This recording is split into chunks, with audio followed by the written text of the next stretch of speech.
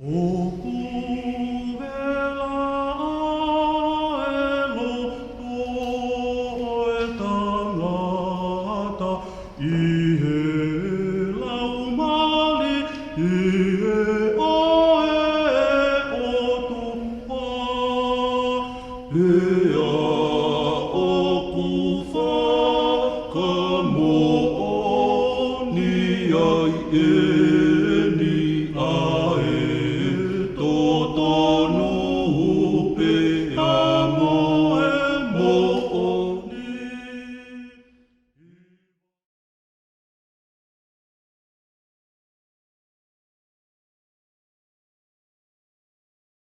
ahead and tell me your name, where you're from. I'm Subalo Pru, also known as Habtu. I'm from Addis, Ethiopia, and Africa. Me and my family have been here since early September.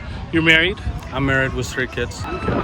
What are your thoughts in regards to your family's reception in small town Idaho?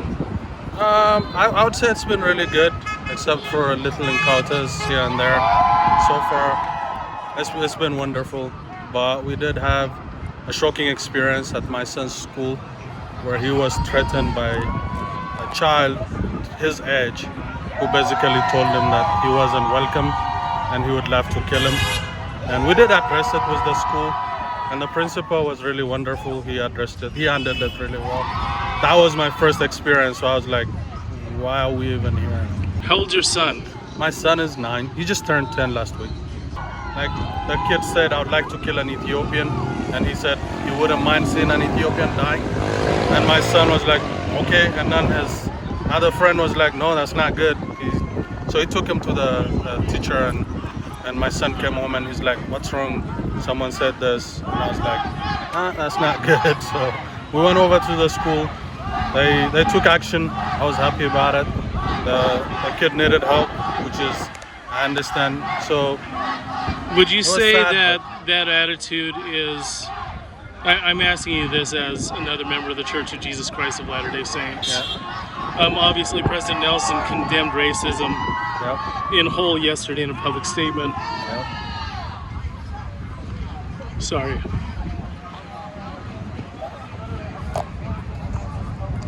Which is very significant. It is.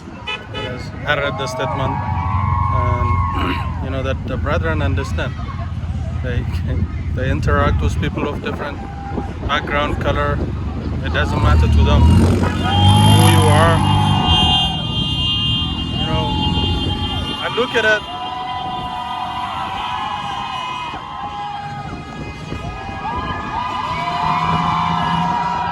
We're supposed to treat each other as brothers and sisters, and that's what we are. You know, I love this statement that talks about how we're not born hating, but we learn as we grow. And that's how I felt like was my son's encounter. That kid probably heard it from somebody else. I mean, a 9-8-year-old kid shouldn't be talking about wanting to kill another student.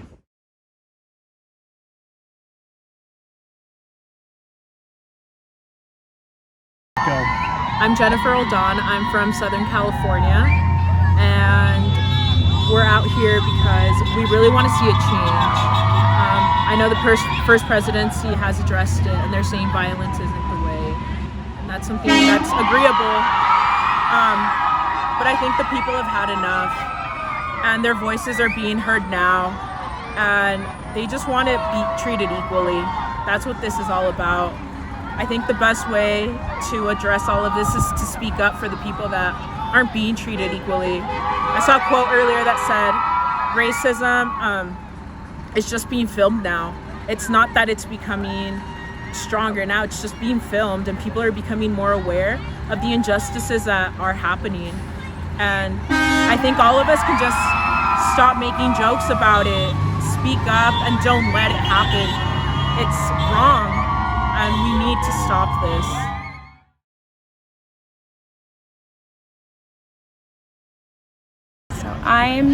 I'm in Zinga Lawson, and these last couple days I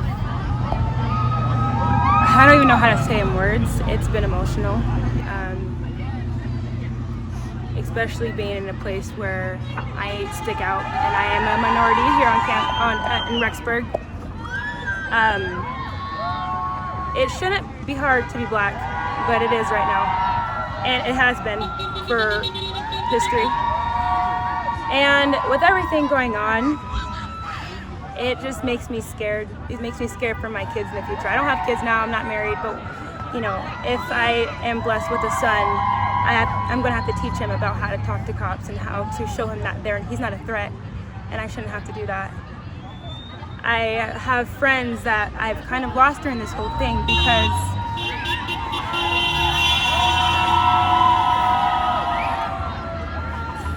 I realize they're not on my side, and I realize that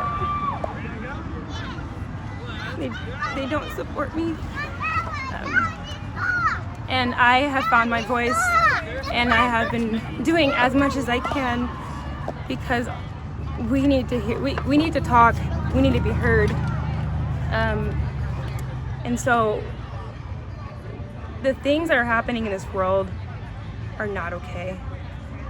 But I can say that, like, what's going on over here, I have never felt so much love from my community in Rexburg.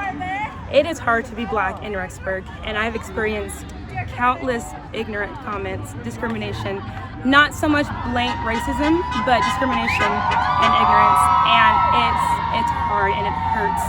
But to see people of different color right now protesting with us and supporting us, it's a beautiful thing, and I'm so happy that I have them here with me.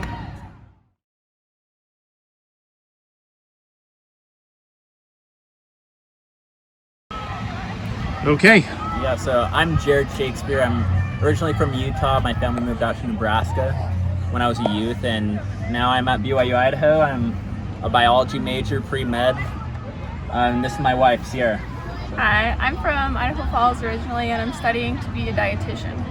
Yeah, so we're married, and you know, we've had a lot of ups and downs when it comes to like the race issue, but like, I don't know, it really hits home with us, mainly because like growing up in a primarily white community, you know, I went through a lot of I've dealt with a lot of racism, and like my parents have, and yeah, I was saying before that like my parents, they're an interracial couple. They obviously told us a lot about like the struggles that they went through when they got married, and we got married in 2018, and I thought it'd be a little different, but no, we had the same struggles. And she grew up in Idaho Falls, and we had like, she had people that she knew personally, and like from her ward and things like that were saying like, oh, you need to be careful, like, or Just like making comments like, oh, like you just need to be careful with like his type, and just like generalizing stuff that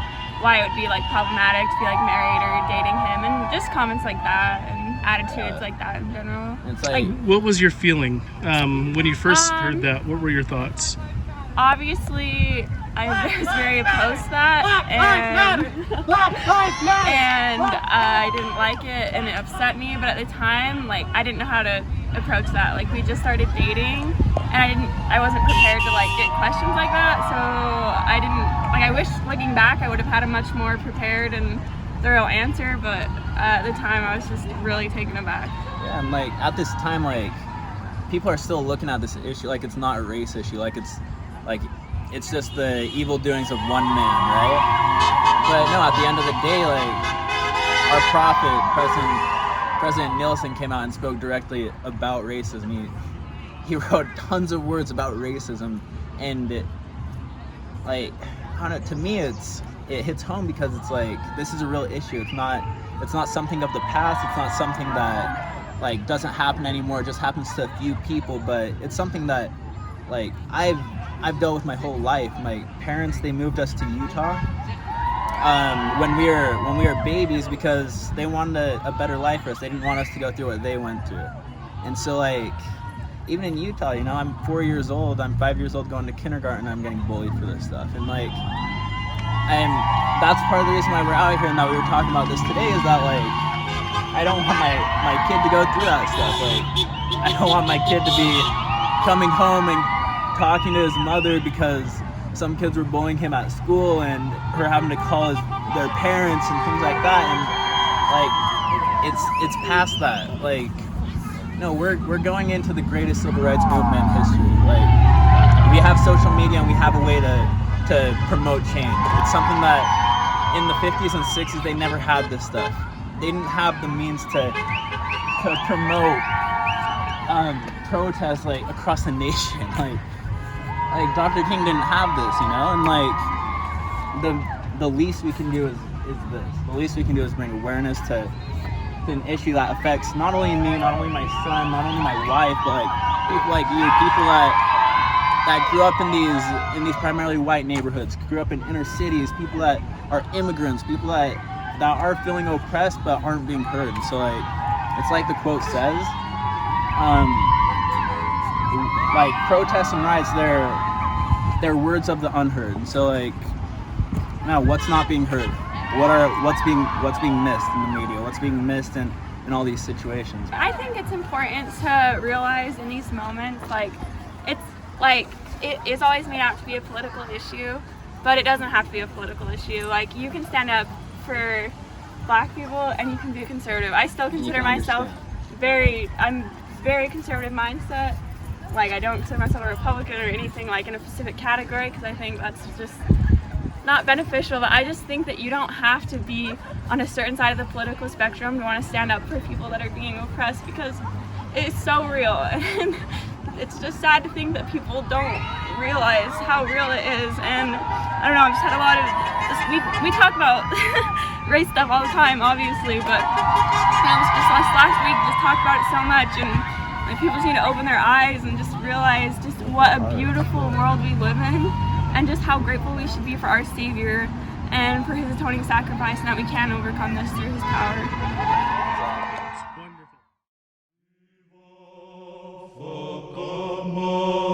Wonderful.